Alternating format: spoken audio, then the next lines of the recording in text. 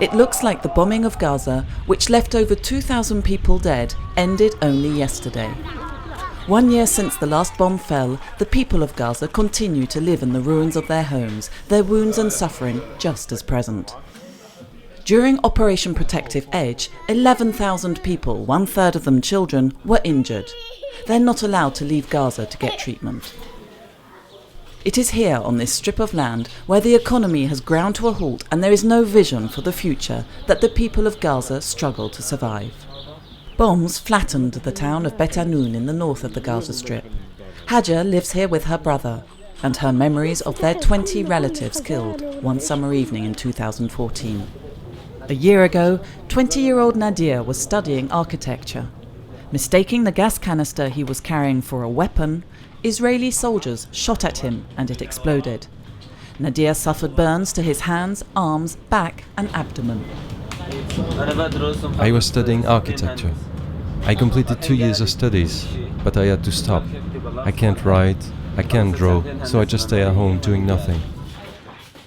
MSF surgeons have operated on Nadir, and Hajar is receiving physiotherapy treatment. The teams constantly hear similar stories from their other patients. We are going to treat a small child, 5 years old. He had been burned 10 days ago, almost, on the arms and on the back. So it's acute burn surgery. Have to remove the burn and to place new skin on it, skin graft. Yeah, I guess. Whenever there's a lull in the conflict, Palestinians return to their daily lives and the humiliation and oppression they are subjected to daily in Gaza and the West Bank. Iman, who was injured during a bomb explosion, now wants to become a lawyer. I never wanted to advocate or speak out about what is really going on here. It's not easy for me to speak out, but now I have to. I want to deliver a message to everyone. We are suffering, and we need help to stop this suffering. 8-year-old children in Gaza have known nothing but the blockade since they were born, and they've already lived through 4 offensives, 2 of which were wholesale massacres. These repeated past experiences lead people to fear the imminence of yet more bloodshed. Working in Gaza for 15 years, Médecins Sans Frontières is witness to the intolerable impact the Israeli occupation has on the population. Humanitarian aid, which the people of Gaza so depend on for their survival, will not be enough to offer a future to the million children still living in bombed-out ruins.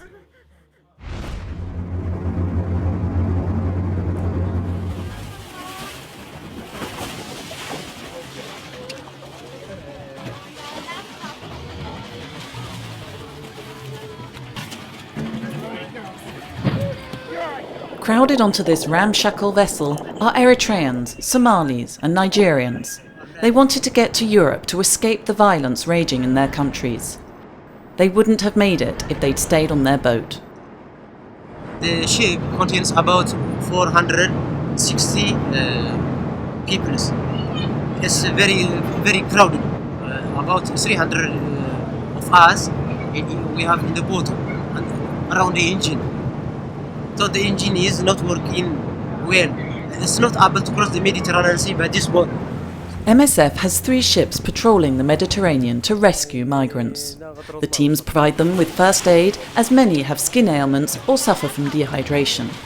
There are also numerous pregnant women and people who sustained injuries during their journeys. By the beginning of July, MSF had already rescued over 5,500 people. But once on dry land, these people, who are desperately seeking a better future, often find that the only prospect open to them is being crowded into already saturated reception centres.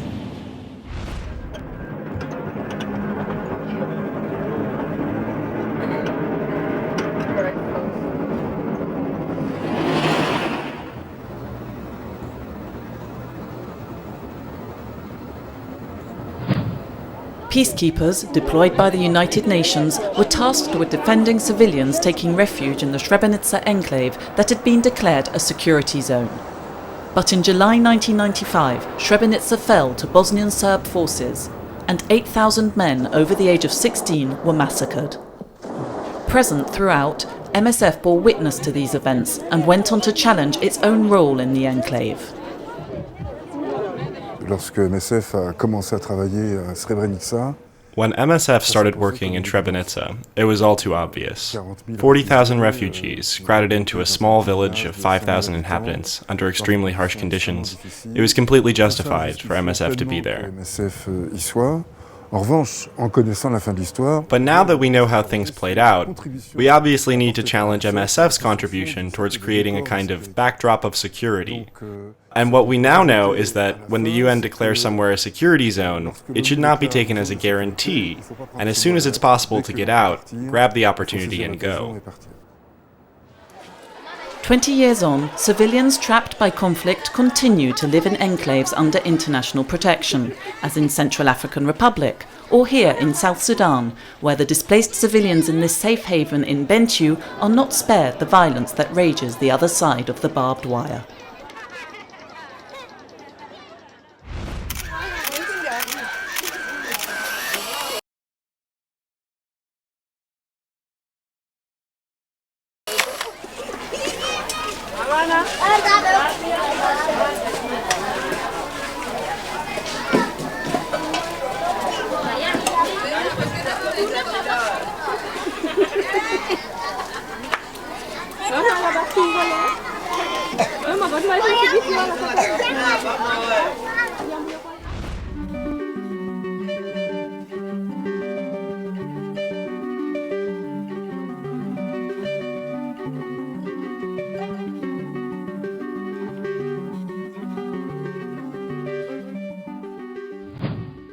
Take this antiretroviral drug.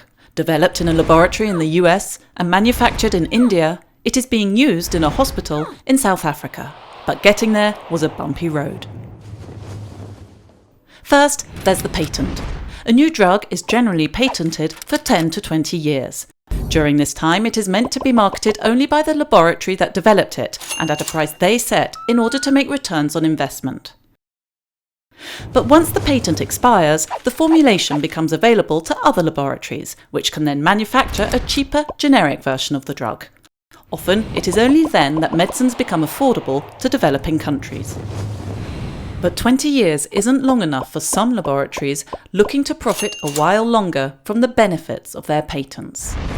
Some go as far as making just minor modifications to the formulation of their drugs or adding therapeutic indications in order to extend their patents. Another ploy, called data exclusivity, is applied to prevent generic drug manufacturers using the original laboratory's research findings. This forces them to conduct clinical trials on an already proven formulation all over again. It's time-consuming, costly, and futile. But how to get around these obstacles when patients urgently need access to these essential drugs? One way is by opposing the granting of a patent. Take sofosbuvir, a drug used to treat hepatitis C. In France, a 12-week course of treatment costs €41,000, an eye-watering price for a molecule offering no innovation, according to aid agency Médecins du Monde, which has filed an opposition to the patent with the European Patent Office. Alternatively, there are international agreements that enable poorer countries to override patents when they consider that they run counter to patients' interests. Lastly, some countries have introduced legislation to push generic drugs onto the market, such is the case in Brazil, Thailand and India, among others. Indian law states that a drug's patent cannot be renewed unless it presents a substantial medical improvement. Consequently, India has now become the pharmacy for the developing world. The cost of HIV/AIDS treatment is a good example.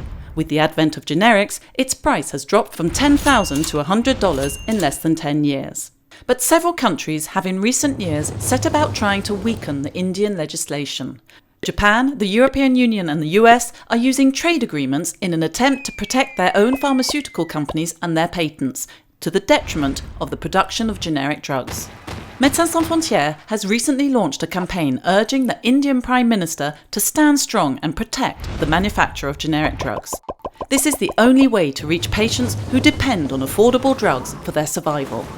Thanks to generic drugs produced in India, MSF is treating 200,000 people living with HIV/AIDS, in addition to those suffering from tuberculosis, malaria and non-communicable diseases. Many more than the hundreds of thousands of sick patients receiving medical care from MSF will be affected by the threats hanging over India's patent law.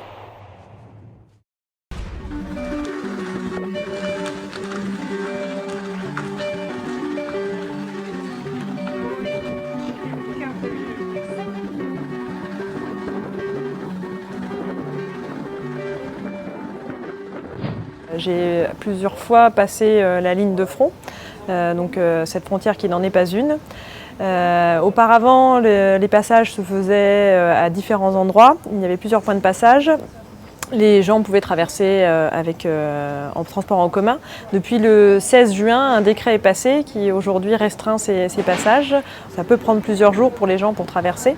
Il y a beaucoup de personnes âgées qui ont besoin de rejoindre leur famille, avoir accès à leur compte en banque auquel ils n'ont plus accès du côté non gouvernemental, ou ne simplement faire des courses car les prix sont bien inférieurs du côté ukrainien par rapport au côté non gouvernemental. Donc c'est difficile aujourd'hui de donner une vision globale des territoires non gouvernementaux ukrainiens. La situation est très différente, qu'on se trouve sur la ligne de front, qu'on soit dans une grande ville ou qu'on soit à la campagne.